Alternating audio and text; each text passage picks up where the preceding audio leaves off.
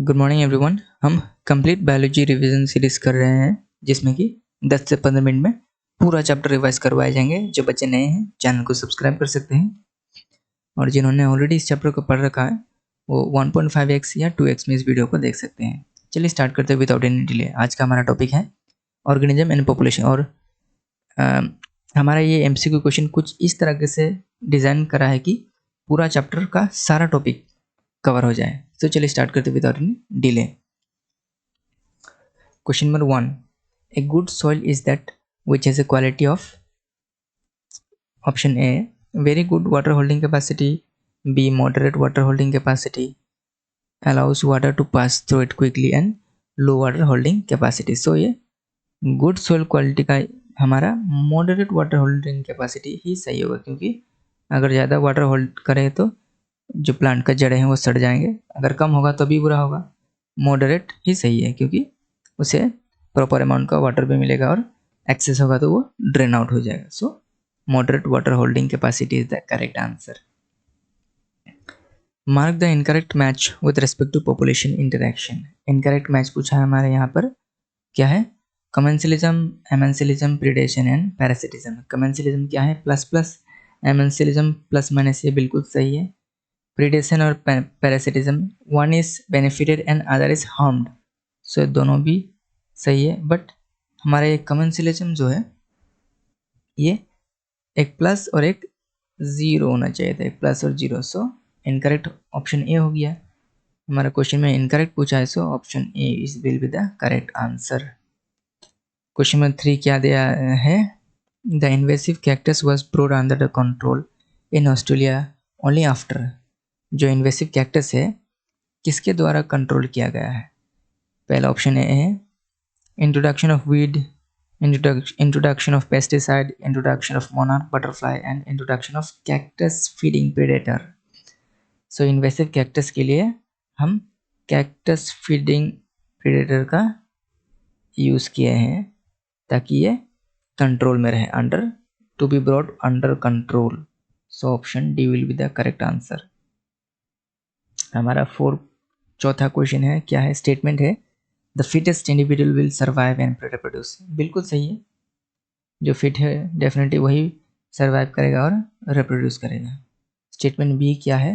A population growing in habitat with limited resources show initially log phase. हाँ, limited resource में log phase ही show करेगा। So both the option, हाँ पहला option ही correct है। Both the statement A and B are correct. और lecture class में एक इम्पोर्टेंट बात है कि इस तरह का वीडियो का दूसरा लेक्चर कहाँ से मिलेगा, इसका प्लेलिस्ट कैसे मिलेगा, मैं इस लेक्चर क्लास में बताऊंगा। और जो बच्चे नए हैं चैनल को सब्सक्राइब कर सकते हैं और शेयर कर दें अपने फ्रेंड्स के साथ जो नीट का तैयारी कर रहे हैं। ये रिवीजन सीरीज है, सो जिन्होंने नहीं पढ़ा वो कृपया करके इसको ना देखें क्योंकि उसको कुछ समझ नहीं आएगा। Question number 5, lichens represent an intimate mutualistic relationship between। lichen represents an intimate mutualistic relationship between किसके साथ रिलेशन होता है? किसके साथ? फंगस एंड फोटोसिंथेटिक एल्गी के साथ होता है ना लाइकेन दिया ना। So lichen shows mutualistic relationship between fungus and photosynthetic algae. कहाँ है यहाँ पर? फंगस तो है या नॉन फोटोसिंथेटिक दिया है ना, fungus and photosynthetic algae. Option C is the correct answer. हमारा question number 6, identify A B and C in the graph. ये क्या है?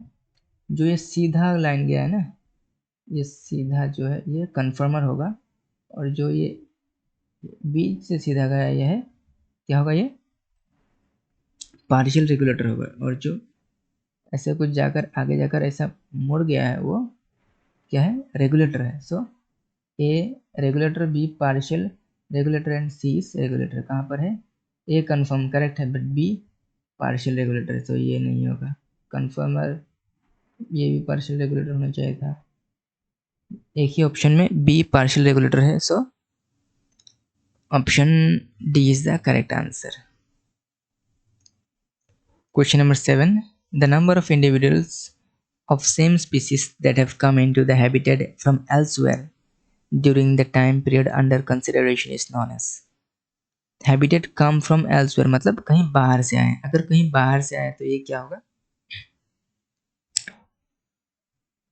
जो बाहर से अंदर आता है वो इमिग्रेशन होता है, जो और जो अंदर से बाहर जाता है वो एमिग्रेशन होता है.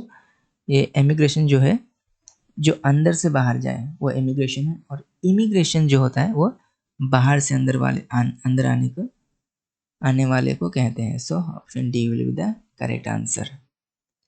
क्वेश्चन नंबर 8 क्या है? इनकरेक्ट स्टेटमेंट पूछा गया है. किसके रेस्पेक्ट में? ग्रोथ मॉडल के रेस्पेक्ट में.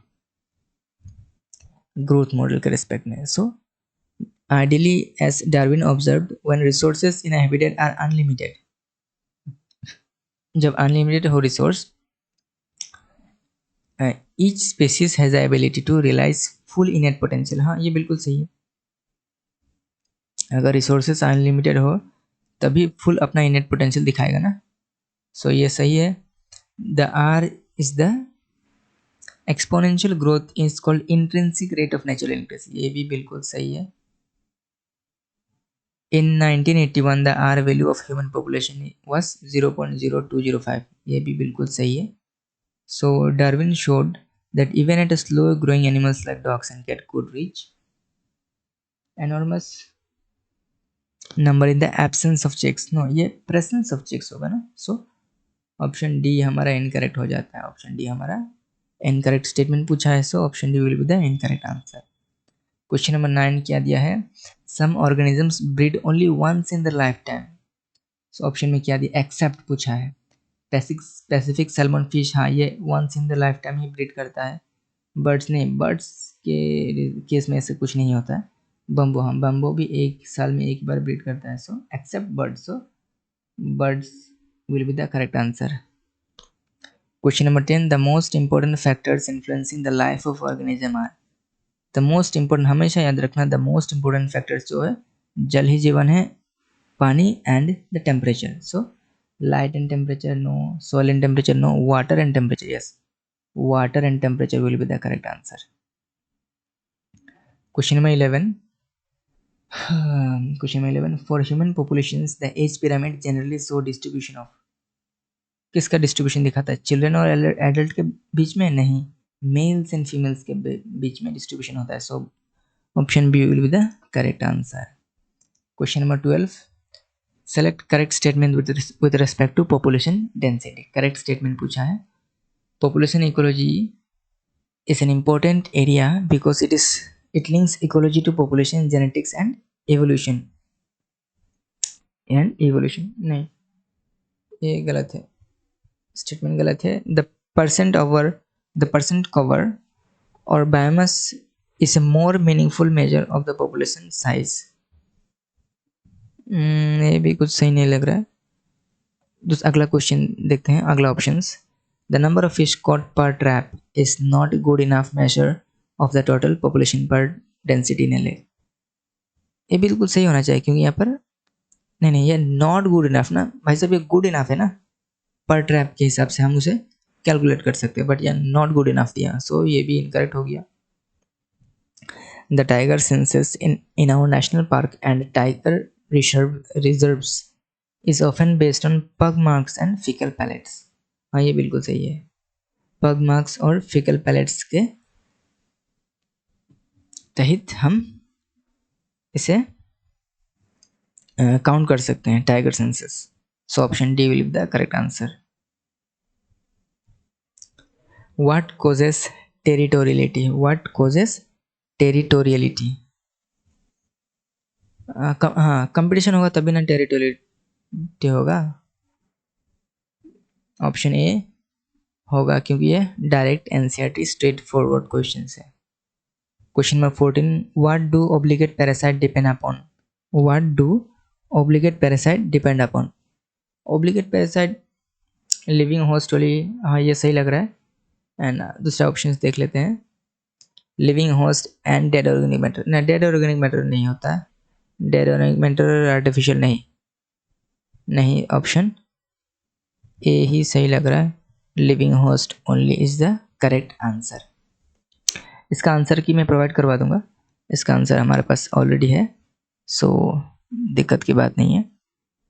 Question number 15, mycorrhiza is the association of plant root with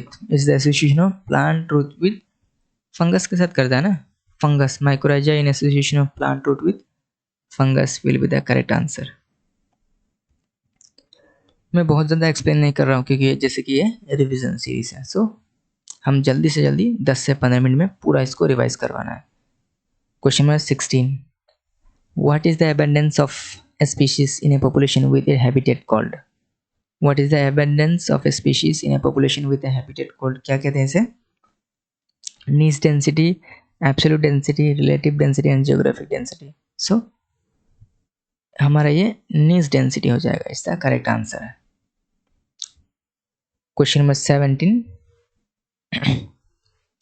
the ability to maintain internal favorable conditions by self-regulated mechanism despite changes in an environment is called, क्या कहते हैं इसे? Entropy, enthalpy, homeostasis and confirming. क्या कहते हैं इसे? Self regulated है ना, सो ये होम्योस्टेसिस हो जाएगा। Question number 18, what is observe in July 11? जुलाई 11 को क्या हुआ था? World population day, tobacco day, environment day, world health day. So in July 11 world population was observed, world population was observed. Question number 19 क्या है? What is carrying capacity? Carrying capacity होता है हमारा the capacity of an individual to produce young ones. नहीं यार, ये तो सही नहीं है। Availability of resources in a given habitat to support a certain type of individuals of a population beyond which is no further growth is possible. हाँ, ये बिल्कुल सही है, option B is the correct answer. ये carrying capacity का straight forward definition put कर दिया है।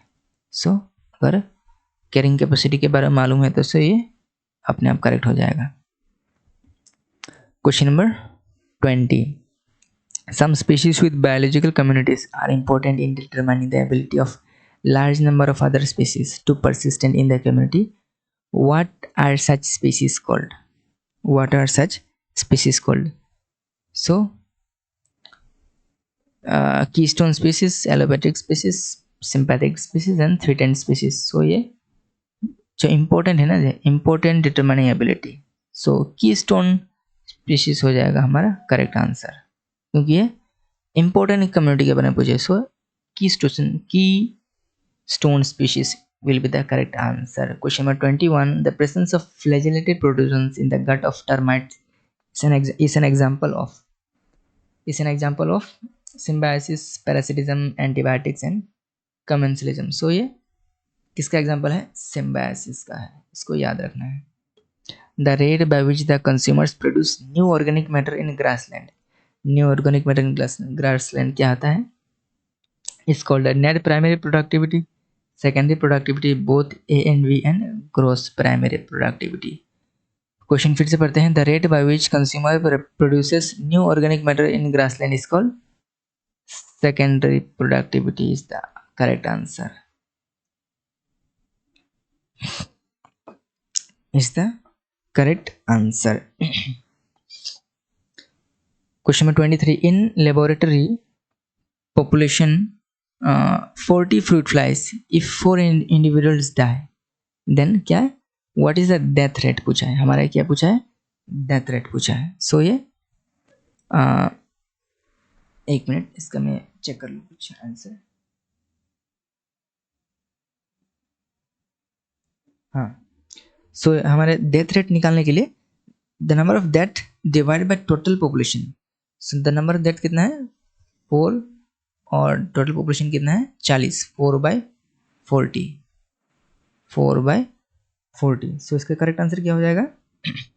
इसको डिवाइड करेंगे तो आंसर आएगा हमारा 0.1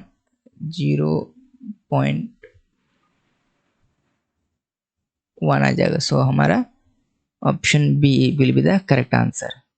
इसको ऐसे याद करना है, the number of death divided by total population, ऐसे डिवाइड करना है। और यहाँ क्वेश्चन नंबर 24 में क्या पूछा है? हमें बर्थ रेट पूछा है। हमें क्या पूछा है? Birth rate. सो ये इन 1 year a population of 500 witnesses 50 birds, so the number of birth 50 divided by total population कितना है 500 total, so 5/50 हमारा कितना हो जाएगा 0.1. Option C will be the correct answer. Question number 25 क्या दिया है, if in a pond there were 20 lotus plant last year हमारा कितना था 20 था. रिप्रोडक्शन 8 न्यू प्लांट्स हुए हैं. सो हमें क्या चाहिए, what would be the birth rate, और करंट पॉपुलेशन हमारा 28 हो चुका है. 8 नए प्लांट हुए हैं. In a pond there were 20 lotus. पिछले यार इससे पहले साल में कितना था 20 था. इस साल 8 नए प्लांट्स हैं तो टोटल कितना हुआ 28. सो 25 क्या होगा हमारा, कितने प्लांट नए प्लांट है 8, और कितना प्लांट थे हमारे पिछले साल 20. सो इसको डिवाइड करने से कितना आएगा 0.4. So option D will be the correct answer. So आज के लिए इतना ही था, और हमारा प्लेलिस्ट आप चेक कर सकते हैं बाकी दूसरे चैप्टर्स के लिए से. Thank you so much. अच्छा लगे तो सब्सक्राइब कर देना, लाइक कर देना और शेयर कर देना. Thank you so much.